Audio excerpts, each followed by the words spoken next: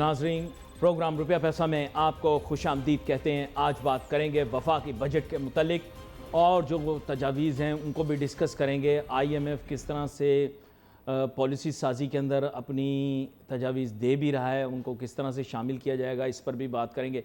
नाजरीन, आप जानते हैं कि IMF के जहन में एक बड़ा मुफस्सिल प्रोग्राम है पाकिस्तान के अंदर माशी इस्लाहाती प्रोग्राम लाने का।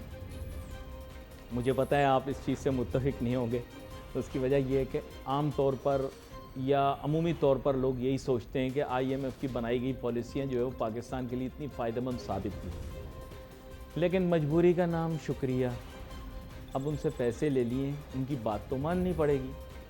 कभी आप कहते हैं कि आइंदा हम कभी पैसे नहीं लेंगे, फिर यह कहते हैं कि ये किस्त मिल गई तो पाकिस्तान के हालात ठीक हो जाएंगे। मैं तो यार समझ नहीं पा रहा हूँ कि मैं करूँ तो क्या करूँ। कभी आप देखिए तो नारा ये था कि कशकोल तोड़ दिया जाए तो अच्छा है, फिर बाद में ये हो गया कि अगर IMF का कर्जा ना मिला तो पाकिस्तान की मईशत आगे ही नहीं बढ़ पाएगी। मैं एक्चुअली यार बड़ा कंफ्यूज रहता हूँ। जवानी के दौर में मुझे एक लड़की से प्यार हो गया। मुझे ऐसा लगता है कि वो जो लड़की से प्यार हुआ ना, उसकी जो ख्वाहिशात पूरी करने में मुझे ख्वारी महसूस होती थी ना, बिल्कुल इसी तरह पाकिस्तान की माशी पॉलिसियों के अंदर भी जो तवक्कुआत और उम्मीदों की फहरिस्त है वो है। कभी IMF अच्छा, कभी IMF बुरा। उसको भी यही था कि किसी दिन चना चाट खिलाओ, किसी दिन गोलगप्पे खिलाओ। तो ये आपकी भी जो सोच है, कुछ समझ नहीं आता किस दिन आपको कौन सी माशी पॉलिसी चाहिए। इस मुल्क के अंदर हम कोई ठोस माशी पॉलिसी बना ही नहीं पाए। कभी ये कि एक्सपोर्ट्स पे तवज्जो दो, एक्सपोर्ट्स पे कुछ ना हो पाए तो फिर रेमिटेंस पे फोकस करो। रेमिटेंस के अंदर अगर ज़रा सी गिरावट आ जाए तो फिर बैरूनी इमदाद की तरफ देखो। बैरूनी इमदाद अगर पूरी नहीं पड़ रही तो इन्वेस्टमेंट स्ट्रेटजी बनाओ। इन्वेस्टमेंट स्ट्रेटजी बनाने के बाद अगर मुल्क के अंदर जो है वो बलवे फूट पड़े कि जनाब कैनाल नहीं बनाने देंगे, भले लोग प्यासे रहें, भले लोग भूखे रहें, भले लोगों के पास कोई पानी का ज़ख़ीरा ना हो, भले मुल्क के अंदर सैलाब आए। सर हम देखें ना, खुद आपके सामने ये बातें हैं। मैं मासूम सा पाकिस्तानी हूँ, क्या करूँ? बिल भरते भरते ही रुड़ जाता हूँ मैं तो। बिल भरते भरते ही रुड़ जाता हूँ मैं तो। महीने के आखिर से घबराता हूँ। अब बड़ा डर लगता है मुझे महीने के आखिर से।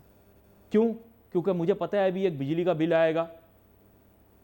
जब बिजली का बिल आएगा तो करंट मेरी रगों के अंदर से गुजर जाएगा।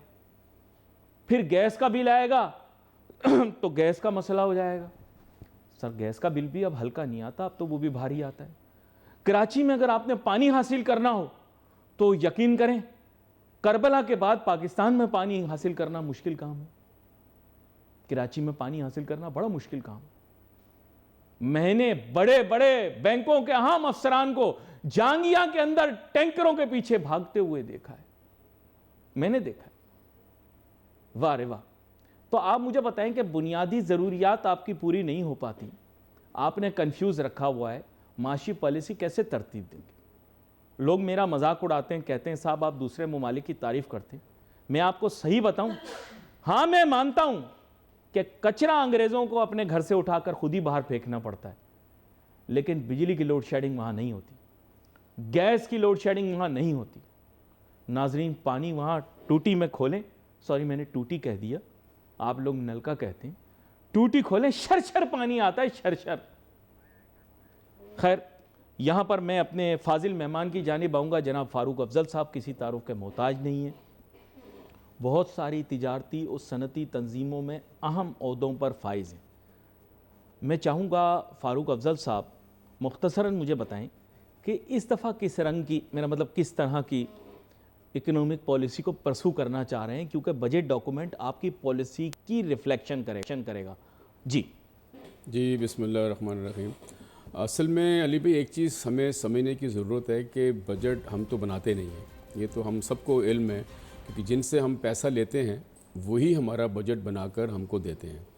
तो सारी जो इकनॉमिक पॉलिसीज़ हैं, जो मुल्क में सिस्टम्स लाने हैं, चाहे वो टैक्स कलेक्शन से रिलेटेड हो, चाहे वो टैक्स इम्पोजिशन से रिलेटेड हो, चाहे वो इकोनॉमिक पॉलिसीज़ कि आप जी इंडस्ट्रियलाइजेशन के हवाले से कोई चीज़ हो, आवाम को किस तरह सहूलत दे सकते हैं उस हवाले से कोई चीज़ हो, ये IMF डिसाइड करता है कि जी आपको क्या करना है। अभी भी हम और आप पढ़ते रहते हैं, सुनते रहते हैं, मीडिया पे भी पढ़ते भी हैं कि उन्होंने क्या क्या मुतालबात किए हैं कि जी आप ये सख्ती करें। नहीं, ये वो हमें सिलेक्टिव छन्नी के बाद निकालने के बाद बताते हैं। एग्जैक्टली, बाकी चीज़ें डिसाइड हो चुकी होती हैं। उन्होंने ये कहा कि आप अपनी मराद कम करें, उन्होंने ये कहा है अपने सरकारी अखराजात कम करें, उन्होंने कहा है कि अल्ले तल्ले ख़त्म करें, उन्होंने कहा है कि फिजिकल डिसिप्लिन लेकर आए अपने एक्सपेंडिचर के अंदर, उन्होंने कहा है कि सरकारी अफसरान की आनियों जानियों और माल और इसके अलावा इसमें ट्रांसपेरेंसी लेकर आएँ, उन्होंने कहा है कि आप अपने मुल्क के अंदर करप्शन का ख़ात्मा करें, आप अपने मुल्क के अंदर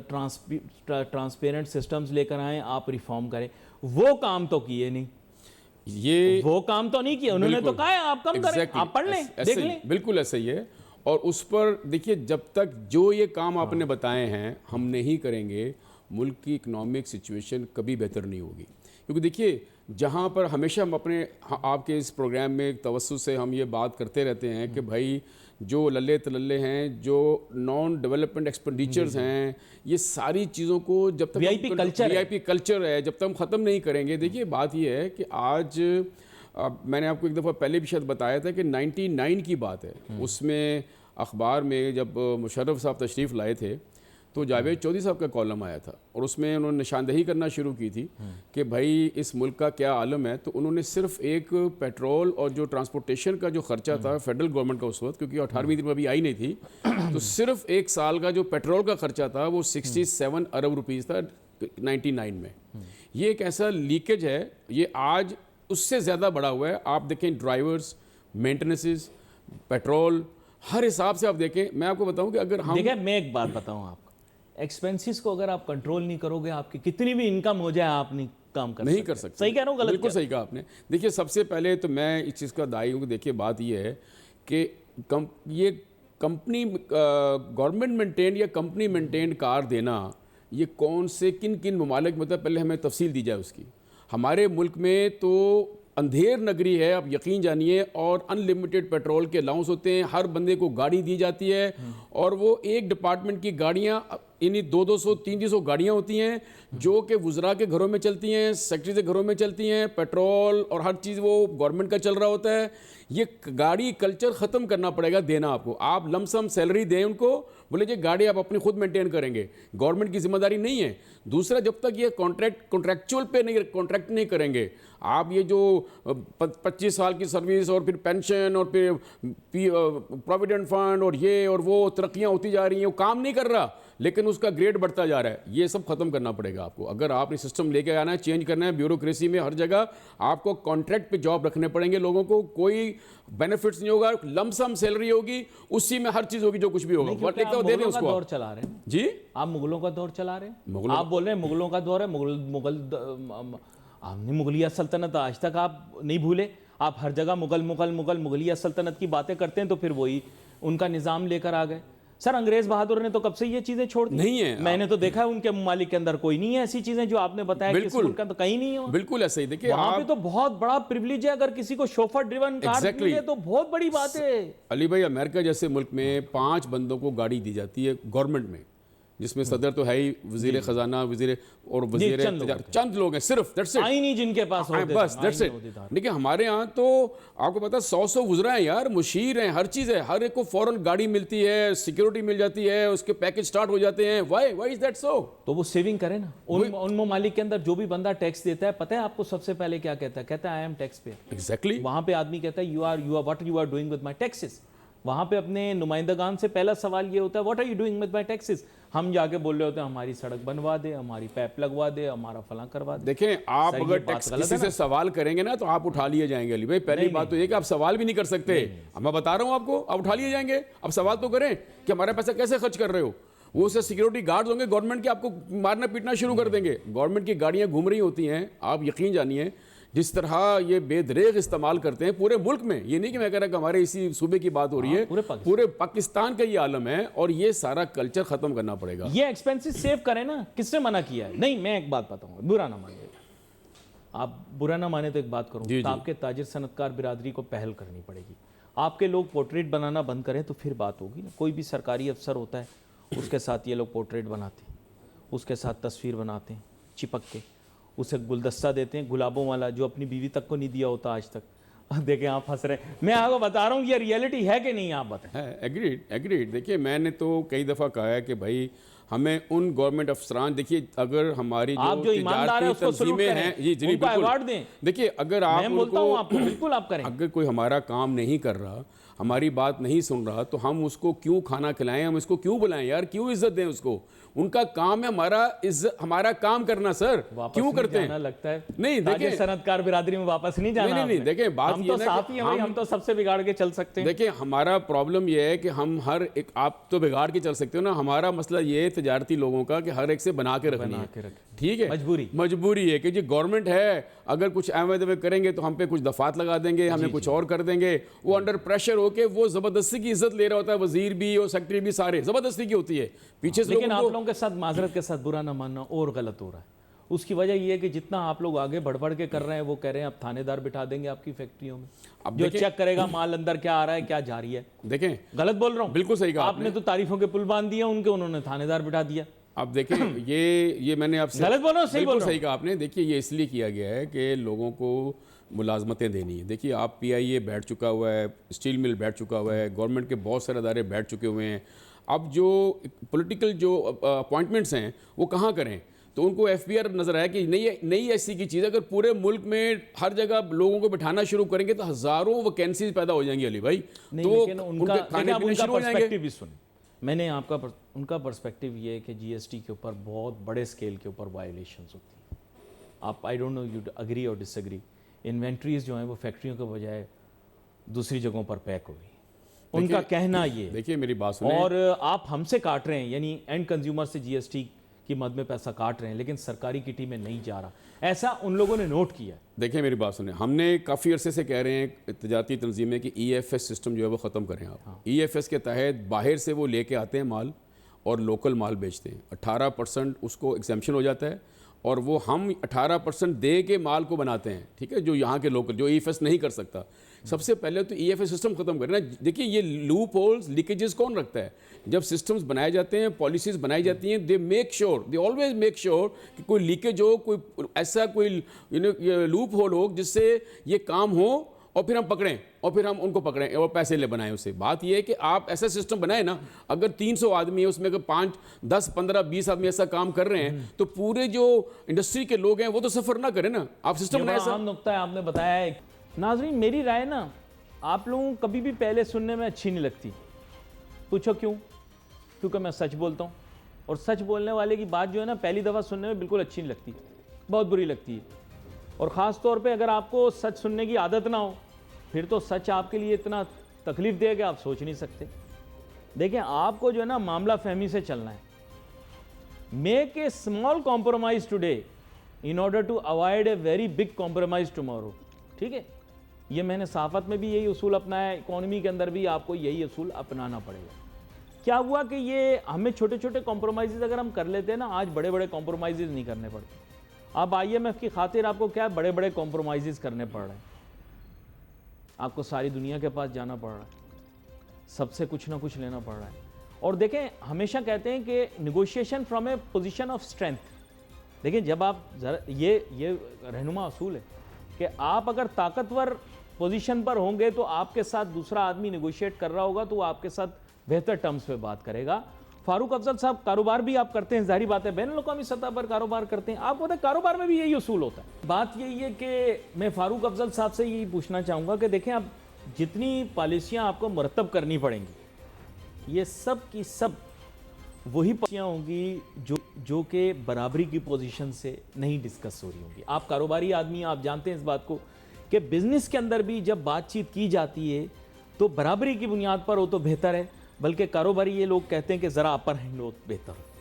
तो मेरा ऐसा ख्याल है कि पाकिस्तान के पास बहुत सारी अपॉर्चुनिटीज़ थी माजी में, शायद अभी भी हों, कि अपर हैंड से पाकिस्तान नेगोशिएट करे। क्या कहते हैं आप? बिल्कुल सही कहा आपने। मैं बताऊं कि 98-99 में हम टेक्सटाइल जो होता है बहुत बड़ा फेयर होता है फ्रैंकफर्ट में, बहुत मुझे याद है कि use to work for a company, तो टॉवल्स बेहतरीन क्वालिटी का, तो कस्टमर आके पूछता था, कहता था कि इस दफ़ा कितने पैसे बढ़ा रहे हो, ज़्यादा मत बढ़ाना, बिकॉज ऑफ द क्वालिटी।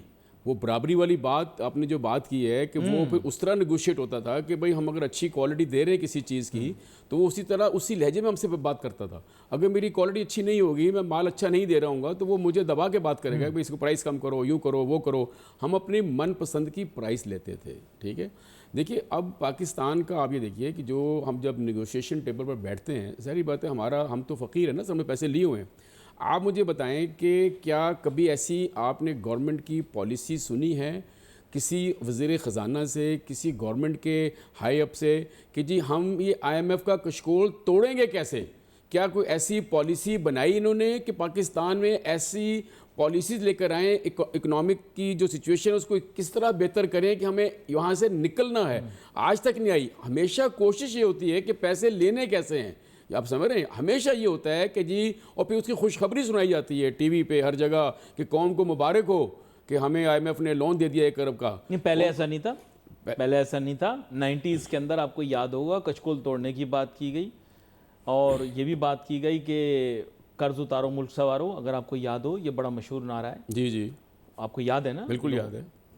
नहीं देखें, बोलूं तो आप मुझे रोकें, मैं तो आपको बता रहा हूं। देखिए IMF था, बोला कशकोल तोड़ देंगे, खत्म बात, अब आइंदा IMF के पास नहीं जाएंगे। जनरल मुशर्रफ के ज़माने फिर में आपका पसंदीदा असद उमर साहब, जिन्होंने आके मईशत की चीखें निकाल दी, उन्होंने भी ये कहा था, तो लेकिन उन्होंने भी नहीं किया और इन्होंने भी नहीं किया। नहीं देखिए मेरी बात सुने, एक चीज़ ख़राब चली आ रही है, आप कहेंगे कि आज से हम IMF का लोन नहीं लेंगे। देखिए आपको पहले वैसी पॉलिसीज़ बनानी पड़ेंगी ना। आप मना कर सकते हो, लेकिन उसके लिए अब पैरेलल काम करना पड़ेगा। आपको ऐसी पॉलिसीज़ बनानी पड़ेंगी कि हम IMF के चुंगल से कैसे निकलें।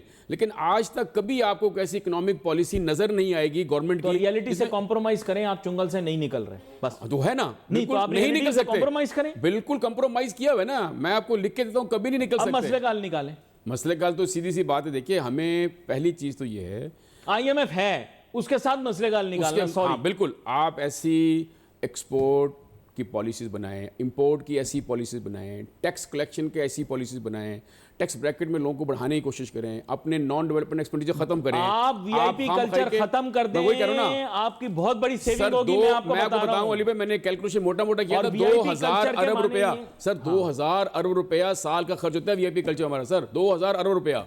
ये अगर हम बचा लें तो हमारा कितना फायदा होगा उस चीज़ का। लेकिन इस पे कंप्रोमाइज़ कौन करे? बात तो ये है ना कि जो बैठे हुए हैं, ऐवानों में बैठे हुए हैं, दफ्तरों में बैठे हुए हैं, वो चाहेंगे कि उनकी जो सारी जो लल्ले तल्ले खत्म हो जाएं। नहीं चाहते ये।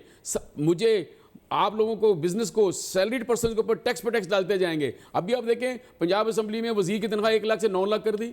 आपके MNA MP जी, बदउनवानियां, बेज़ाब्तियां और VIP कल्चर। आपने ये कहना शुरू कर दिया कि ये इशू नहीं है, ये इशू नहीं। वो कहते हैं ये तो हर मुल्क का हिस्सा होता है। ये पिछले नहीं कहते सब हैं सियासतदान कि हम आएंगे तो खत्म करेंगे, लेकिन नहीं करते ना फिर, क्योंकि उनके अपने लोग तो कर रहे होते हैं। देखिए कौन बात, ये एक ऑनेस्टी नहीं है, गलत है, सिंसियरिटी नहीं है ना मुल्क के साथ। Sincerity, they compromise with the MNAs and MPs actually, they compromise with the bureaucracy actually, because वो उनके फ्रंट मैन होते हैं पैसा कमाने के लिए, देने के लिए, करने के लिए। वो किस तरह चाहेंगे कि यार ये जो अंडे देने वाली मुर्गी है इसको हम खत्म कर दें? वो नहीं कहेंगे, क्योंकि वो देखिए जो सिस्टम बनाए हुए ना अली भाई, वो तो उसमें इतने लूप होल्स हैं, लीकेजेस हैं कि वो मौका देता है करप्शन का, बेज़ाब्तगी का, हर चीज़ का, क्योंकि अकाउंटेबिलिटी नहीं है। देखिए अकाउंटेबिलिटी जब तक आपको मना नहीं किया, IMF ने आपको कहा है कि आप करप्शन को रोको, IMF ने आपको कहा है कि आप रिफॉर्म करो, IMF ने आपको कहा है कि आप अपने पावर सेक्टर को ठीक करें। आपको पता है वन ऑफ द बिगेस्ट, बिल्कुल क्या कहूँगा मैं उसे, छन्ने में पानी इकट्ठा कर रहे हैं आप, वो सर्कुलर डेट आपकी कंट्रोल में नहीं आ रही। तो मैंने ये कि उन्होंने तो आपको मना नहीं किया ना ये चीज़ें ठीक करने में। आप मुझे बताएं किसको साथ में बिठा के बात की गई है कि ये इसको ख़त्म करें? नहीं, देखिए ब्यूरोक्रेट्स कर रहे हैं ये बातें, ब्यूरोक्रेट्स का तो काम नहीं है ना सर। देखिए वही बात है, एग्जैक्टली टेक्नोक्रेसी नहीं है हमारे पास, लोगों को इल्म नहीं है। देखिए ये कट पेस होता है, जितने ब्यूरोक्रेसी में लोग बैठे हुए हैं, दे आर नॉट, अंग्रेजी बोल लेंगे, देखिए नेगोशिएटर नहीं है ये बस, उनको अच्छा अंग्रेजी बोलना वाला चाहिए, चाहे उसको इल्म ना हो, बोला इसको आगे कर दो यार। आपकी बिजनेस कम्युनिटी से भी एक शिकायत है जी, प्रॉब्लम ये है कि बहुत सारे इश्यूज हैं जिसका सोल्यूशन जो है बिजनेस कम्युनिटी ने निकालना है। वजह आपको बताता हूँ। देखिए अमेरिकी हुकूमत में भी बहुत सारी लीकेजेस थी, इलॉन मस्क साहब ने उसकी निशानदेही की। वो अपने मुल्क के हिसाब से बात कर रहे थे, अपनी बिजनेस कम्युनिटी के हिसाब से। उनका टारगेट ये तक, उनका बहुत ब्रॉड होगा, मतलब जाहिर बात है everyone has their own interest, collective and individual. लेकिन ये कि उनका ये था कि भाई टैक्सेस कम करने के लिए ज़रूरी है कि वेस्टेजेस बंद हो। बिल्कुल। वो रेवोल्यूशनरी स्टेप लेने के लिए तैयार हैं, आप रेवोल्यूशनरी स्टेप लेने के लिए तैयार नहीं ना, हम गुलाम है ना। उन्होंने कितने इदारे बंद कर सर, दिए? बात नहीं, उन्होंने बहुत सारे इदारे बंद किए। लेकिन हमारे यहाँ ये स्टेप कैसे लेंगे? हम तो खुश करने के लिए इदारे बनाते हैं सर। एक मिनिस्ट्री को 2 में डिवाइड कर देते हैं कि 2 मिनिस्टर बना दो इसके। आप मुझे ये बताएं, आपने कहा कि आप एक सैलरी कॉम्प्लीमेंट करने की स्कीम लाएंगे। अब उसको रीब्रांड कर दिया, जाहिर बात है, लेकिन बेसिक उसका नाम है बेनज़ीर इनकम सपोर्ट प्रोग्राम। आप मुझे ये बताएं ना, आप ऑन दी अदर हैंड चीज़ों को इतना सस्ता कर दें ना, आप कॉम्प्लीमेंट्री इनकम क्यों दे रहे हैं? आप इन्फ्लेशन कम कर दें, ज़रूरत ही नहीं है कॉम्प्लीमेंट्री इनकम की। देखिए, गलत बोल रहा हूँ, सही? बिल्कुल सही कहा आपने। देखिए, बात ये है कि ये इस किस्म की जो चीज़ें होती हैं ये हमारे लोगों को फ़कीर बनाने की हैं। आपके बिल्कुल बजाय कि ऐसी पॉलिसीज हों, जब महंगाई कम होगी तो definitely then you don't need these things actually to complement your income. बिल्कुल एग्जैक्टली। अब देखें, अभी आप ये देखें कि महंगाई तो कम हो नहीं रही ना। इन्फ्लेशन की आप जो बात कर रहे हैं, इन्फ्लेशन कम हो गया। पहले अगर वो 28% से बढ़ रहा था तो अभी 2% से बढ़ रहा है। जो चीज़ 500, जो पहले 200 रुपये की थी वो 500 की है, तो क्या वो 300 की हुई है? नहीं हुई ना। महंगाई कम करना ये होता है सर कि जो पहले चीज़ें जिस रेट पर थी आया, हम उसको अचीव किया हमने, लेकिन नहीं हो रहा। महंगाई तो उतनी है। वो क्रिएशन ऑफ न्यू वेल्थ कर रहे हैं। मैं आपको बड़े मजे की बात बताता हूँ, उनका मैंने ऑब्जर्व किया, they are creating new wealth. चाहे वो क्रिप्टो, आप नहीं मानते ना, आप ना माने क्या जाता है। डोनाल्ड ट्रंप साहब ने तो इस चीज को आम किया है। They have created their own wealth where wealth did not exist. Why are you not creating wealth where wealth does not exist? आप भी करें, किसने आपको मना किया? क्रिप्टो की बात नहीं कर रहा, वेल्थ तो कहीं भी क्रिएट की जा सकती है ना। वेल्थ तो is figment of your imagination, otherwise these pieces of paper. इससे पहले आपको याद होगा, कुछ लोग कहते हैं मकई के दाने करेंसी हुआ करते थे। ऐसा ही है। तो आप क्रिएशन ऑफ वेल्थ करें, आपको किसने रोका है? आप क्रिएशन ऑफ वेल्थ क्यों नहीं कर रहे? इसलिए कि विजन नहीं है ना। बात ये है कि पढ़े लिखे नहीं है ना। IMF नहीं रोका आपको सर, पढ़े लिखे नहीं है ना, विजन नहीं है। देखिए, जब विजन होगा तो then you will find so many ways to create this kind of wealth. Actually there so many ways to do it. लेकिन अनफॉर्चुनेटली जो लोग बैठे हुए हैं उनका विजन नहीं है सर। उनका विजन है ही नहीं उस काम के उस तरफ जाएं। क्योंकि देखिए, फिर अगेन वो चीज़ आ जाती है कि यार जब तक ये इस वाले सिस्टम को नहीं चलने देंगे तो उनका फिर कैसे गुजारा होगा? बात Tell ये me one thing. If you can have tourism in the center of the desert, you cannot have it in mountains and green forests in your country. Why not? देखा है?